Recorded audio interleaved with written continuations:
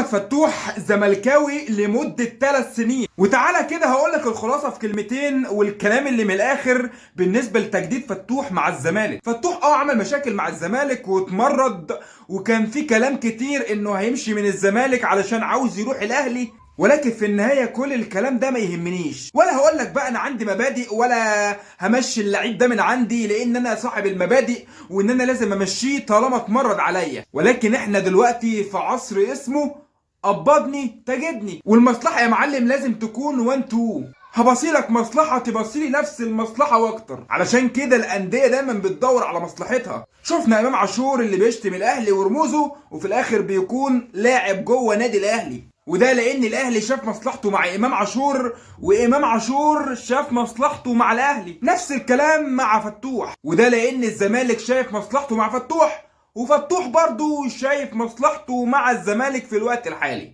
وطالما فيها فلوس حاضره هتلاقي القلب الزملكاوي موجود. اما بقى جو الانتماء واصل المبادئ كل الكلام ده بالنسبه لي من وجهه نظري ملوش اي لازمه. ومليون مبروك لفتوح عليه الزمالك، وكفايه عظمه لحد كده.